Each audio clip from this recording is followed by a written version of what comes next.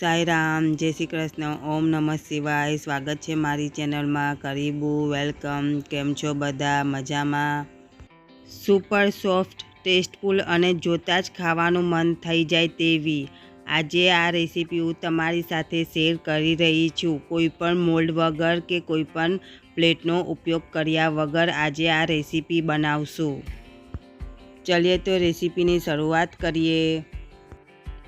અહીંયા મેં 1 1/4 cup sweet corn લીધા છે। એક ગ્રાઇન્ડર જાર લઈ લઈશું અને તેમાં 1 કપ સ્વીટ કોર્ન નાખશું। તેમાં તીખાશ માટે 3 ગ્રીન ચીલી નાખશું। હવે તેને કવર કરીને સ્મૂથ પેસ્ટ રેડી કરી નાખશું સ્વીટ કોર્નની। ગ્રાઇન્ડર મશીનનું ઢાંકણું ખોલીને જોશું તો સ્વીટ કોર્નની સ્મૂથ પેસ્ટ રેડી છે। તો હવે આપણે તેને એક વાડકામાં કાઢી લઈશું। ગ્રાઇન્ડર જારમાંથી બધી પેસ્ટ વાડકામાં કાઢી લીધા પછી 1/4 કપ સ્વીટ કોર્નને પણ આપણે વાડકામાં નાખી દઈશું પેસ્ટ સાથે। હવે તેમાં 1 ચમચી કસૂરી મેથી, અડધી ચમચી આદુની પેસ્ટ, અડધી ચમચી લસણની પેસ્ટ અને અડધું લીંબુ નીચવશું અને થોડી કોથમીર કાપીને તેમાં નાખશું। હવે તેમાં અડધી ચમચી ધાણા જીરું, અડધી ચમચી જીરા પાવડર અને સ્વાદ અનુસાર મીઠું નાખશું અને બધી વસ્તુને સારી રીતના મિક્સ કરી લઈશું।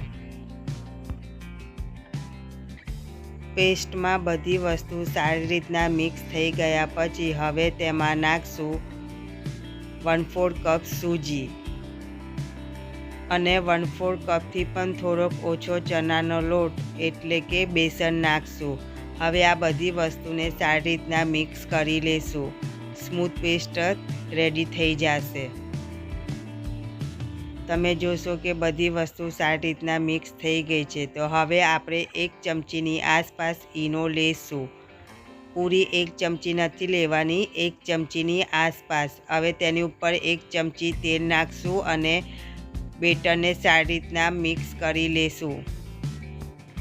તો આપણું આ સ્વીટ કોર્ન બેટર રેડી છે। હવે તેને સાઈડમાં રાખી દઈશું 2 મિનિટ માટે। હવે આપણે મકાઈના છોડા લઈ લઈશું। મેં આ મકાઈના છોડાને સારી રીતના ધોઈ કાઢ્યા છે ગરમ પાણીથી। તમે વિચારતા હશો કે આ શું કરે છે? હવે જે મકાઈના છોડા છે તેને આપણે ચોરસમાં કાપી લઈશું। સાઈડમાંથી બધું કાપીને કાઢી લઈશું અને ચોરસ બનાવી નાખશું। મકાઈના છોડાને ચોરસ કરી નાખશું। બધા મકાઈના છોડાને ચોરસમાં કાપી લઈશું। તમે તમારે અનુકૂળ પ્રમાણે મકાઈના છોડા લઈ શકો છો। હવે આપણે જે સ્વીટ કોર્નનું બેટર રેડી કર્યું હતું તેને આ મકાઈના છોડામાં વચમાં 1 ચમચીની આસપાસ ભરશું અને જેમ દેખાડ્યું છે એ પ્રમાણે આપણે તેને ફોલ્ડ કરી લઈશું। એક પછી આવી રીતના રેડી કરતા જઈશું અને કાણાવાળા ચાયનામાં રાખતા જઈશું। બધા બેટરને આવી રીતના મકાઈના છોડામાં રાખતા જઈશું અને રેડી કરીને કાણાવાળા ચાયનામાં રાખતા જઈશું। આ પ્રોસેસ કરવાટાને બીજી સાઈડ ગરમ પાણી બોઇલ કરવા વસ્તી રાખી દેવું ગેસ ઉપર। મકાઈના છોડાની અંદર આપણે જે બેટર ભર્યું છે તે બાફવા વખતે બારે ના નીકળી જાય તેના માટે આપણે સાઈડમાં છે ને ટૂથપીક વડે મકાઈના છોડાને સીલ કરી નાખશું જેથી તે બેટર બારે નીકળશે નહીં બાફવા વખતે। તો ટૂથપીક વડે આ રીતના સીલ કરીને બધું રેડી કરી નાખશું। તો આપણે આ તૈયાર છે બાફવા માટે। ગેસ ઉપર જે આપણે પાણી ગરમ કરવા રાખ્યું હતું તેમાં કાણાવાળો ચારનો રાખીને ઢાંકી દઈશું અને 10 મિનિટ માટે સ્ટીમ કરી લઈશું અને તેને 10 મિનિટ પછી ખોલીને જોઈશું તો તે તૈયાર છે। તો હવે તેને ગેસ બંધ કરી નાખો અને ગેસ પરથી કાઢીને તેને બહાર કાઢી લો અને તેને એક પ્લેટમાં કાઢીને સારી રીતે ઠંડુ થવા દો। ઠંડુ થયા પછી તેની સાઈડમાં આપણે જે ટૂથપીક નાખી હતી તે ટૂથપીક કાઢી લઈશું અને આપણે ખોલીને જોઈશું તો વાવ, આપણા આ સ્વીટ કોર્નના ઢોકળા બફાઈને તૈયાર છે.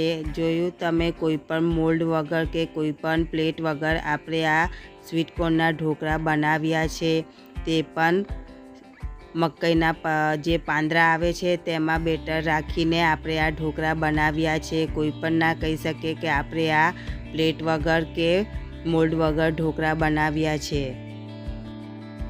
બધા ઢોકળાને મકાઈના પાંદડામાંથી કાઢી લીધા છે. તો હવે તેમાંથી એક લઈ લઈશું અને આપણે તેમાંથી સાઈડમાંથી કાપી લઈશું અને વચમાંથી આપણે 2 ભાગ પાડી લઈશું.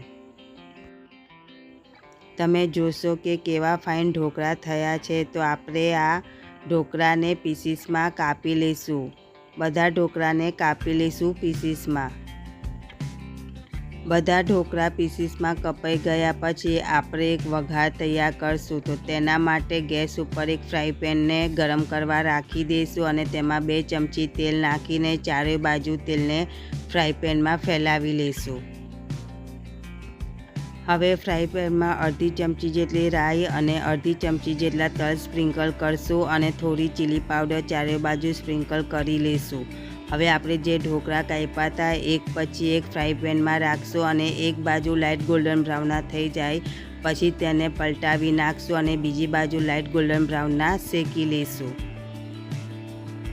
બધા ઢોકળા પલટાવીને શેકી લીધા પછી ગેસનો ફ્લેમ બંધ કરી નાખશું અને તે તૈયાર છે. તો હવે તેની ઉપર મીઠા લીમડાના પાન સ્પ્રિંકલ કરશું અને તેને ગેસ પરથી ઉતારી લઈશું. હવે તેને એક પ્લેટમાં કાઢી લઈશું. જે પ્લેટમાં આપણે ઢોકળા કાઢવાના છે તે પ્લેટમાં આપણે નીચે મકાઈના છોડા રાખી દઈશું અને તેની ઉપર આપણે જે ઢોકળા તૈયાર કર્યા છે તે રાખી દઈશું. ઢોકળાને પ્લેટમાં કાઢ્યા પછી વચમાં એક કાચની વાડકી રાખશું અને તેમાં આપણે ટમેટા સોસ રાખશું અને ઢોકળાને સ્વીટકોર્નના દાણા અને કોથમીરી વડે ગાર્નિશ કરશું. તૈયાર છે આ સ્વીટકોર્નના ઢોકળા. તમે તેને ચટણી સાથે, ચાય સાથે કે સોસ સાથે પણ ખાઈ શકો છો. તો તમને આજની મારી આ રેસીપી કેવી લાગી તે અમને કોમેન્ટમાં જરૂરથી કહેજો અને લાઈક કરીને સગા સંબંધીઓને શેર બી કરજો અને મારી ચેનલને સબસ્ક્રાઈબ કરવાનું નહીં ભૂલતા. ચાલો તો હું જાઉં છું, ફરીથી મળશું નવી રેસીપી સાથે. Bye bye. ક્વાહેરી.